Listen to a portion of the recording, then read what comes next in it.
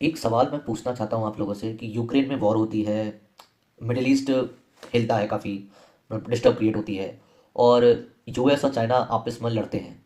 लेकिन मुझे ज़रा एक बात बताइए, इन सब का जो बिल बनता है वो कौन दे रहा है? कभी सोचा है इस बारे में? एक्चुअली में वो बिल जो है वो भारत का आम आदमी भर रहा है। शौक लग रहा है ना कि ये कैसी बातें कर रहा है, ये क्या बोल रहा है।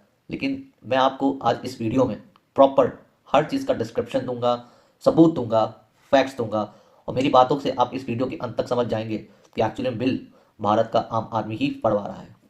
एक्चुअली में हम ये सोचते हैं कि जियो पॉलिटिक्स का मतलब होता है बॉर्डर, मिसाइल, स्पीचीज। स्पीचीज मतलब स्पीचीज, ठीक है। लेकिन ऐसा ज़रूरी नहीं है। एक्चुअल में जो जियो पॉलिटिक्स होता है वो होता है करेंसी, इकोनॉमी, सप्लाई चेन। ये सब चीज़ें एक्चुअली में मानी जाती हैं जियो पॉलिटिक्स। जब दुनिया में आग लगती है ना, तो उसकी लपटें जो होती हैं वो पूरे संसार में, पूरे दुनिया में फैलती हैं।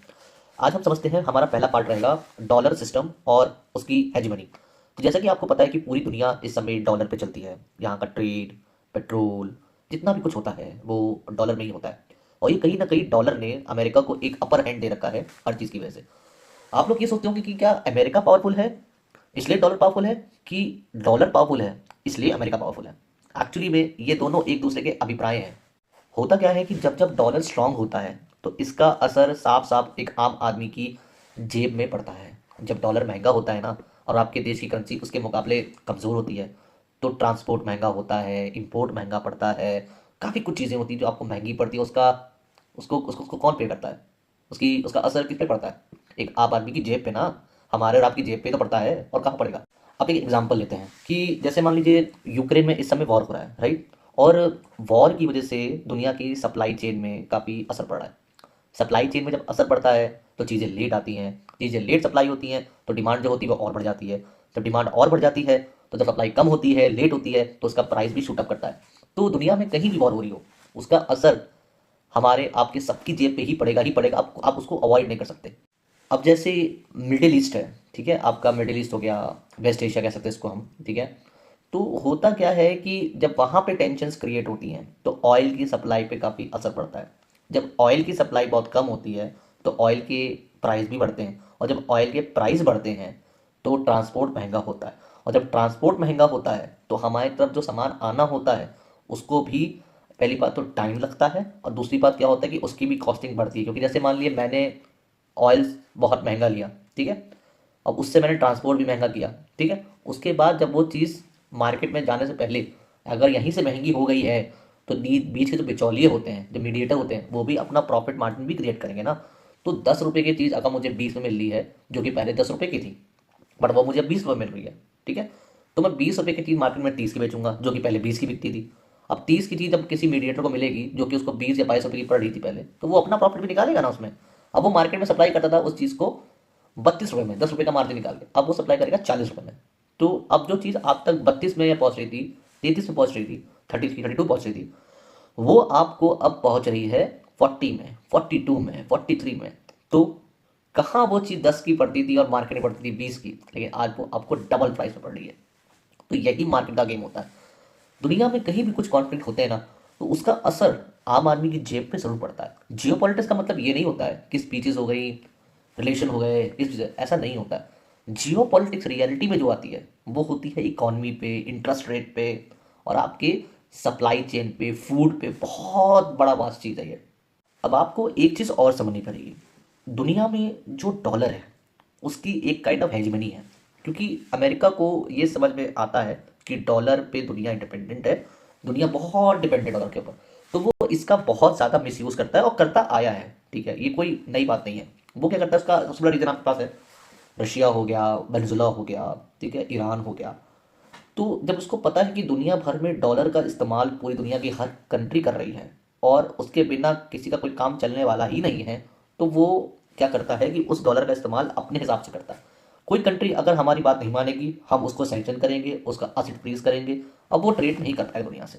तो इसका तोड़ निकाला है आपकी ब्रिक्स कंट्री ने। ब्रिक्स अपनी लोकल करेंसी में ट्रेड कर रही है। जैसे चाइना और रशिया रूबल में ट्रेड कर रहे हैं, युआन में ट्रेड कर रहे हैं, मतलब युआन चाइना करेंसी हो गई और रूबल हो गई रशिया की करेंसी। सेम एज भारत और रशिया भी कर रहे हैं। रशिया में हम रुपी में ट्रेड कर रहे हैं, रूबल्स ले रहे हैं। तो ऐसे ही, और साथ में ब्रिक्स अपना एक अल्टरनेटिव सिस्टम भी ला रहा है। और उसका एक और एग्जाम्पल है यूपीआई। दुनिया में यूपीआई को भी काफ़ी पुश किया जा रहा है भारत द्वारा, और रुपए भी लोगों के पास पास तक पहुंचता चला जा रहा है। तो इससे जो प्रॉब्लम है वो अमेरिका को ज़रूर हो रही है, बहुत ज़्यादा हो रही है, ये बात भी सच है। तभी वो हमारी जैसी जितनी भी कंट्रीज़ है उनके अगेंस्ट हो चुका है, क्योंकि उसको पता है कि अगर डॉलर की हेजीमनी गई तो मेरी बात तो कोई मानेगा ही नहीं। ठीक है, तो यही बात है। अब हम जानते हैं कि आखिर ये डॉलर पावर में आया कैसे। जब वर्ल्ड वॉर 2 खत्म हुआ तो अमेरिका ने दुनिया भर के जितने भी यूरोप कंट्री, क्योंकि दुनिया में यूरोप कंट्री ने ही हर जगह लोगों पे कब्जा कर रखा था, जैसे हम भी गुलाम थे, जो बात सच है।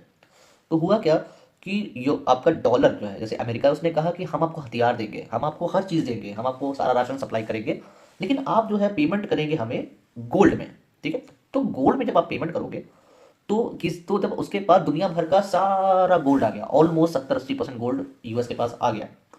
तो उसने कहा कि अब भैया अब हो गया बहुत, अब दुनिया का सारा लगभग ज़्यादा गोल्ड जो है वो मेरे पास है। ठीक है, जब सारा लगभग सारा गोल्ड मेरे पास है तो भाई साहब फिर मेरी करेंसी ही काम करेगी ना, क्योंकि वैल्यू तो दुनिया में जो मेन जो करेंसी छपती है वर्ल्ड की, वो छपती है गोल्ड की बैकिंग से। ठीक है, और गोल्ड की बैकिंग, तो जिसके पास गोल्ड सबसे ज़्यादा है ना, उसकी करेंसी सबसे ज़्यादा मजबूत होगी। तो अमेरिका ने रखा कि भैया अब देखो हो गया बहुत, बहुत हुआ बदनाम, अब होगा परेशान। तो उसने अपनी करेंसी को वर्ल्ड करेंसी घोषित कर दिया, और दुनिया गोल्ड में डॉलर में आ चुकी है। ठीक है, अब अमेरिका को समझ में आया कि भाई साहब मेरी करेंसी के बिना तो दुनिया में कोई चलने वाला है नहीं, तो भैया अब मैं जो कहूँगा, जो मेरा हित होगा वही सही है। और जिनकी जिनकी बात वो नहीं मानते थे, अमेरिका के लोग जिसकी बात नहीं मानते थे, अमेरिका सॉरी जितने देश अमेरिका की बात नहीं मानते, कहते कि ये हमारे इंटरफेयर कर रहे हैं, तो अमेरिका उनको अपने स्विफ्ट सिस्टम, वो एक ऐसा सिस्टम है जिससे पूरी दुनिया वो डॉलर में व्यापार करती है। ठीक है, तो अमेरिका क्या करता, असेट फ्रीज करता था, स्विफ्ट सिस्टम से निकाल देता था, उस कंट्री को ब्लैकलिस्ट कर देता था, सैंक्शंस लगा देता था, मतलब अपनी करेंसी की पावर की वजह से। ठीक है, तो अब लोगों ने सोचना किया, सॉरी आपकी कंट्री ने सोचना शुरू किया कि कल उसके ऊपर हुआ है, आज इसके ऊपर हुआ है, तो कल मेरे ऊपर भी हो सकता है। तो लोगों ने डॉलर का अल्टरनेटिव निकालना शुरू किया। ठीक है, तो ये भी प्रॉब्लम आई, और इन्हीं सबको हम कहते हैं डी डॉलराइजेशन, अर्थात डॉलर से अपनी निर्भरता को हटाना, इसी को कहते हैं। ठीक है, और अब हम बात करते हैं कि आखिर हमें बचना कैसे है। देखिए, सबसे पहले तो जितना हो सके अपना बजट फ्रेंडली रहें। ठीक है, जितना ज़्यादा हो सके अपना सेविंग करें, किसी के दिखावे में बिल्कुल मत जाएं कि मैं सामने वाले को दिखाना चाहता हूँ कि मेरे पास कितना पैसा है, नहीं, पैसा सेव करिए, एक बजट बनाइए। ठीक है, और साथ ही साथ आप ये भी करिए कि आप मतलब ये मत सोच के बैठिए कि कुछ नहीं होगा, हो रहा है, हो चुका है, और होता जाएगा। क्योंकि मेरे हिसाब से मेरा एनालिसिस ये कहता है कि सन 2030 तक आते आते ये पीरियड ऑफ टाइम कुछ खास अच्छा है नहीं। तो जितना हो सके अपना पैसा मेटल में सेव करिए, कॉपर में सेव करिए, कॉपर मतलब तांबा, सिल्वर हो गया मतलब चांदी, गोल्ड मतलब सोना, इसमें जितना पैसा आप डाल सकते हैं उतना ज़्यादा, क्योंकि असली करेंसी जो है वो यही दो चीज़ें हैं मेन, सिल्वर और गोल्ड। कॉपर मैंने इसलिए बोला क्योंकि दुनिया जो हो रही है वो ईवी में शिफ्ट हो रही है। ठीक है, इलेक्ट्रिक गाड़ियों में, और इलेक्ट्रिक गाड़ी में ज़्यादा इस्तेमाल होता है तांबे का।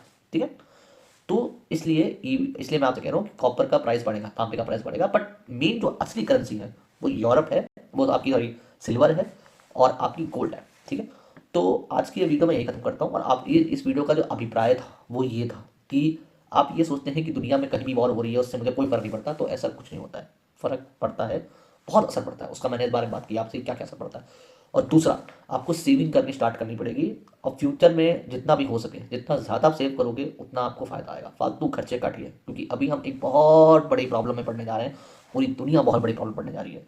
आई होप आपको ये वीडियो अच्छी लगी होगी।